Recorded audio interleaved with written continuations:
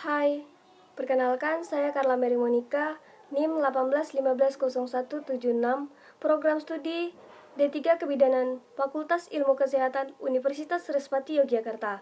Video ini saya buat untuk memenuhi tugas mata kuliah pencegahan stunting dalam kebidanan. Tugas ini diberikan oleh dosen saya, Ibu Afroh Fauzia, selaku dosen pengampu mata kuliah ini. Baik, dalam kesempatan ini saya akan membahas tentang stunting. Teman-teman tentunya sudah mengetahui atau sudah pernah mendengar tentang kata stunting. Apa itu stunting? Stunting adalah kondisi gagal tumbuh kembang pada seorang anak, di mana ini disebabkan oleh status gizi yang kurang dalam waktu yang cukup lama. Kemudian, pada umumnya, stunting terjadi karena asupan makan yang tidak sesuai dengan apa yang dibutuhkan oleh tubuh kita, sehingga anak yang mengalami stunting akan lebih pendek daripada anak seusianya. Yang mengalami stunting akan terlihat pada saat anak menginjak usia 2 tahun. Kemudian, anak yang mengalami stunting apabila tinggi badan dan panjang badan tubuhnya -2 dari standar Devian Median Standar Pertumbuhan Anak dari WHO. Selain itu, Kementerian Kesehatan RI menyebut stunting adalah anak balita dengan nilai Z-score yang kurang dari 2 SD atau standar Devian. Anak bisa dikatakan stunting.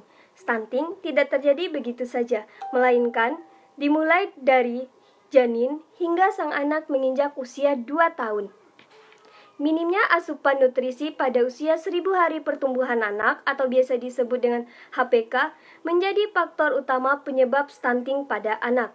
Kemudian ada beberapa faktor lainnya untuk penyebab stunting, yaitu kurangnya edukasi asupan nutrisi pada saat hamil, kurangnya pengetahuan ibu terkait kesehatan, kurangnya pengetahuan ibu tentang pentingnya memenuhi nutrisi pada saat hamil, dan pemenuhan gizi pada anak. Selain minimnya edukasi, pemenuhan gizi juga bisa disebabkan oleh status ekonomi. Gizi bayi lahir hingga usia 2 tahun. Ini disebabkan kurangnya edukasi kepada ibu terkait pengetahuan tentang kehamilan dan anak, mengakibatkan kurangnya pemenuhan gizi pada 1000 hari pertama kehidupan. 1000 hari pertama kehidupan dimulai sejak janin hingga stunting juga disebabkan oleh kondisi kesehatan ibu yang buruk. Selain kurangnya asupan nutrisi pada ibu hamil, kondisi kesehatan juga bisa meningkatkan potensi stunting.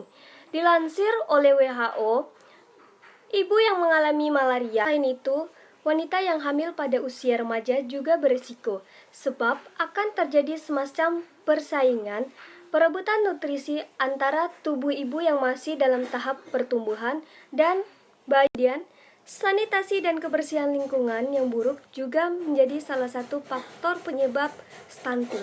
Kondisi sanitasi, kebersihan lingkungan, dan akses air bersih yang buruk bisa meningkatkan potensi terjadinya infeksi penyakit seperti diare dan malaria. Kebersihan yang minim ini menyebabkan tubuh harus mengeluarkan tenaga ekstra untuk melawan sumber penyakit. Penyakit infeksi yang disebabkan hygiene atau buruknya sanitasi bisa mengganggu penyerapan nutrisi pada sistem pencernaan. Ada akses air bersih. Kebutuhan akan air bersih juga bisa mencegah anak dan keluarga dari risiko infeksi penyakit. Setiap keluarga harus memiliki sumber air yang layak.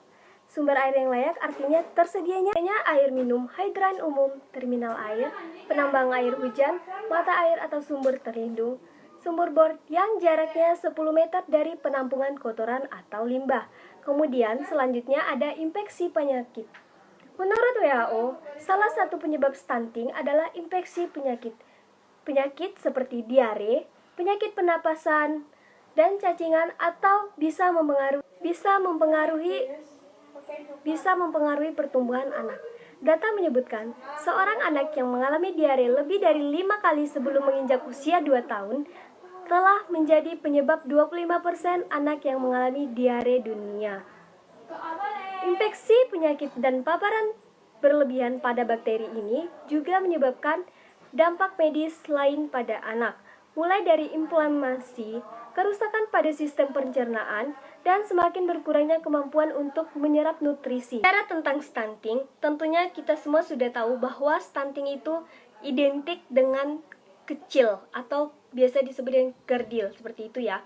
Namun, tahukah teman-teman semuanya, ada ciri-ciri lain mengenai stunting? Seperti pertumbuhannya akan melambat, pertumbuhan giginya juga melambat, wajah anak akan lebih kelihatan muda daripada anak lain seusianya. Anak mudah terserang oleh penyakit infeksi seperti balita, tidak naik, bahkan cenderung untuk menurun. Pada usia 8-10 tahun, anak cenderung lebih pendiam atau jarang melakukan kontak mata terhadap orang di sekitarnya.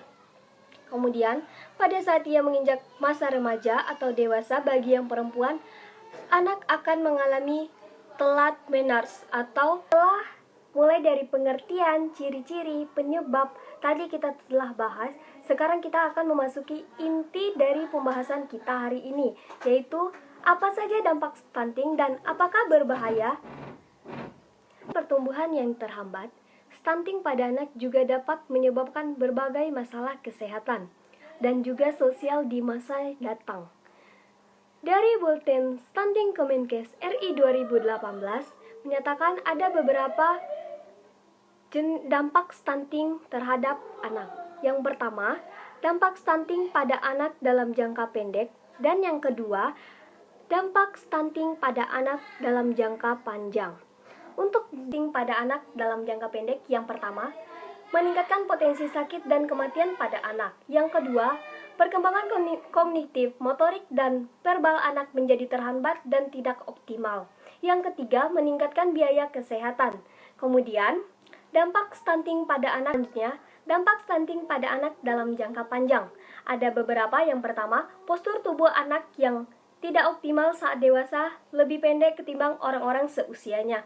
Yang kedua, meningkatkan risiko obesitas dan mengidap penyakit tidak menular seperti hipertensi, penyakit jantung, kesehatan reproduksi menurun, kapasitas belajar dan tidak optimal saat masa sekolah, produktivitas dan kapasitas kerja yang tidak optimal saat dia dewasa. Penyakit metabolik seperti kegemukan, penyakit jantung, dan penyakit pembuluh darah. Stunting bisa diobati dan bagaimana cara kita mengatasi stunting? Pada dasarnya, stunting tidak bisa kita obati, namun kita bisa mencegah stunting dengan cara memperbaiki gizi untuk meningkatkan kualitas kehidupannya. Beberapa cara yang dapat kita lakukan untuk mengatasi stunting. Yang pertama, cukupi zat besi, yodium, dan asam folat, hindari paparan asap rokok, dan perhatikan kondisi kehamilan. Setelah anak lahir, segera lakukan inisiasi menyusui dini agar berhasil menjalankan ASI eksklusif. Lalu, jangan lupa periksa ke dokter atau pusat pelayanan kesehatan seperti posyandu atau puskesmas secara berkala. Tujuannya untuk memantau pertumbuhan dan perkembangan buah hati Anda.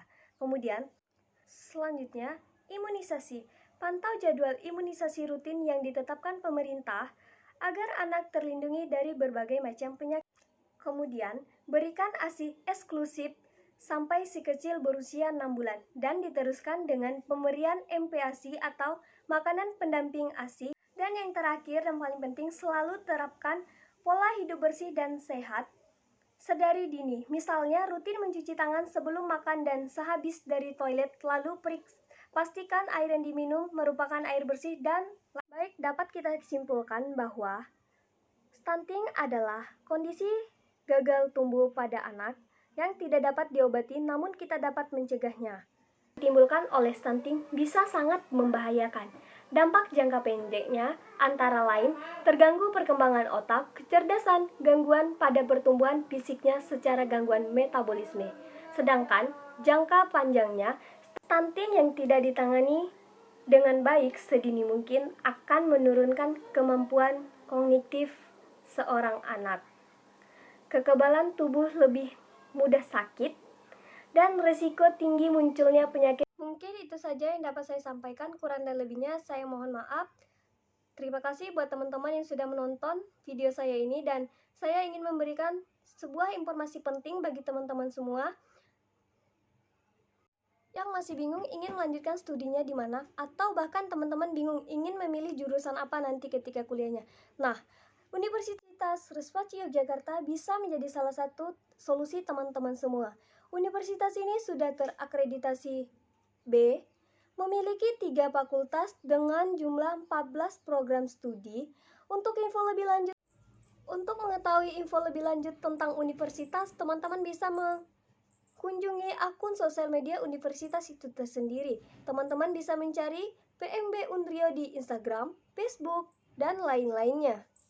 Tunggu lagi, sekarang Anda udah bisa langsung ke sosial medianya Universitas Respati Yogyakarta. Kami tunggu Anda di sana bersama mewujudkan mimpi-mimpi Anda sesuai minat dan bakat Anda. Bersama Respati kita raih prestasi.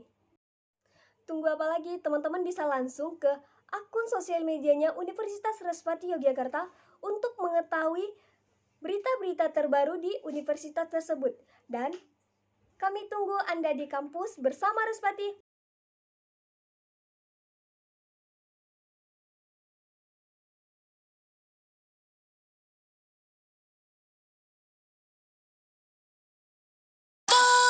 I'ma make it better, slip it like a Slurpee. Snow cone chili, get it free like Willy. In the jeans like Billy, you be popping like a Willy. Even in the sun, you know I keep it icy. You could take a